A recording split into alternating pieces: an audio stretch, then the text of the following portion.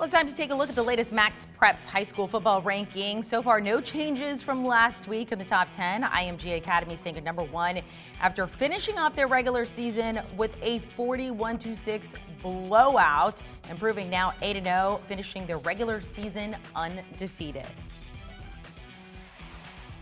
All right, let's bring in our experts to break down the latest rankings. Joining me now, MaxPreps Director of Programming, Steve Montoya, and National Football Editor, my good friend, the Poffinator, Zack Poff.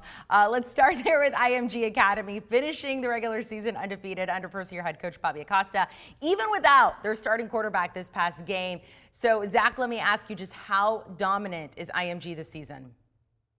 I mean, it's rare for a team to roll into a game without their five-star quarterback, J.J. McCarthy. That's exactly what IMG did, but they got two horses in the backfield led by junior Katron Allen. All he did was carry the rock 14 times. He ran for 245 and had 5 touchdowns. So it's nice when you got the best offensive line in the country led by J.C. Latham, a 5-star Alabama commit. And then on defense, they were eaten, led by a couple of sophomore linebackers, Jordan Hall and Malik Bryant. And this was a big game for IMG because they wanted to close out the season on a high note, and that's exactly what they did. They did it on a national stage on ESPN2, and I think it's pretty easy to say this is the best team in high school football. And I'll go one step further. I believe this is the best IMG Academy team we've ever seen. That 2016 team was absolutely loaded. You had Dylan Moses, Grant Delpit, and Kellen Mond at quarterback. But I strongly believe that this 2020 IMG team, best we've ever seen. Yeah, I mean, you really don't have an argument to say that IMG shouldn't be number 1 in the final rankings. The only thing you could really say is they're just on a different level and they shouldn't be, thought of as a high school football team, but they are. And they just absolutely rolled everybody, scoring 47 points a game, just allowing 10. They didn't have a game where they scored under 40 points. And a lot of games they were up so much that the starters are out. So IMG, pretty easy to say, will finish number 1 in the final national rankings. All right, let's head out to Utah. Corner Canyon finishes their season also undefeated, 14-0 after winning their 3rd straight title. Now, I do want to mention this is a victory of sorts for the state. They were the first to come back amid the pandemic, so they got all those games in. But back to the Chargers, they now have 40 consecutive wins, which is just incredible. Number 8 in the rankings right now. Steve, what is behind this team's success?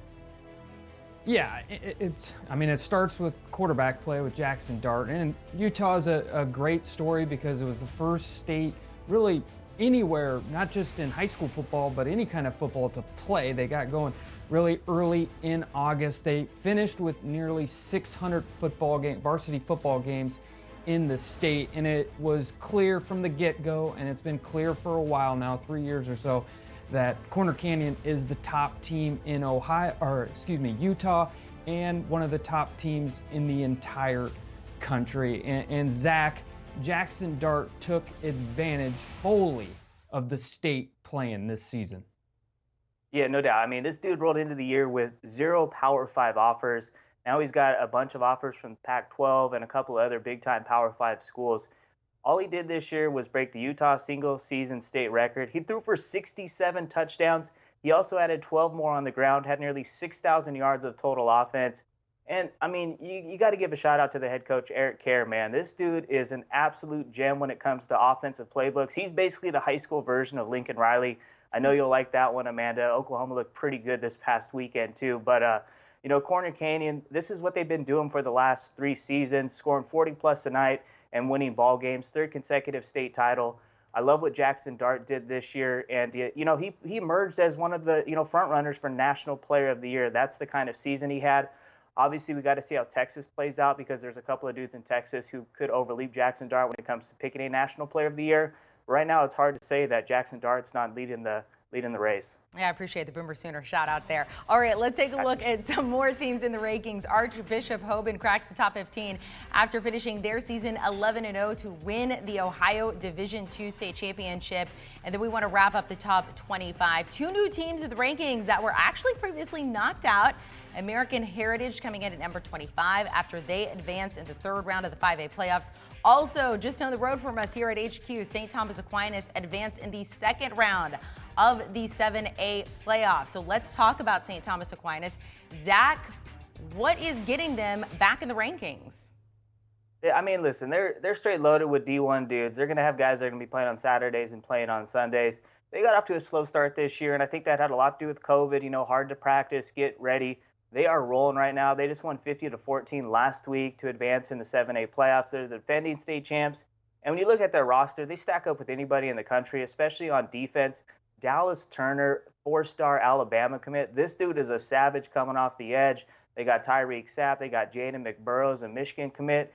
And the thing, too, with the offense, they're starting to kind of get on track now. Anthony Hankerson's one of the best running backs in the class of 2022 due to straight Eaton. And then you got Zion Turner at quarterback. They're starting to kind of match what the defense is doing. And, when you look at their defensive line, they might have the best defensive line in high school football. And it sure helps when you got Pro Football Hall of Famer Jason Taylor being the defensive coordinator. So you can teach these guys a few tricks. And I expect you're going to see some of these guys on this defensive line. We're going to be hearing their names called in the NFL draft in about 4 years.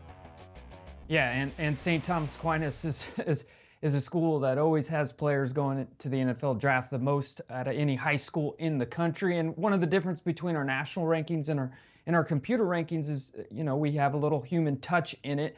And we know the history of St. Thomas Aquinas. Like Zach said, got off to a rough start. You may be thinking, well, why is TRU Prep not higher? Well, St. Thomas Aquinas is, like Zach said, got off to a slow start. This is a team that has 6 state titles since 2010. I believe they're the favorite again to win the Class 7A state title, and that's why St. Thomas Aquinas moved back into the rankings. All right, Steve Montoya, Zack Poff, I appreciate having you guys on, especially you, Zach, because you keep Steve and I young. You teach us all these cool new words when you're breaking down these teams.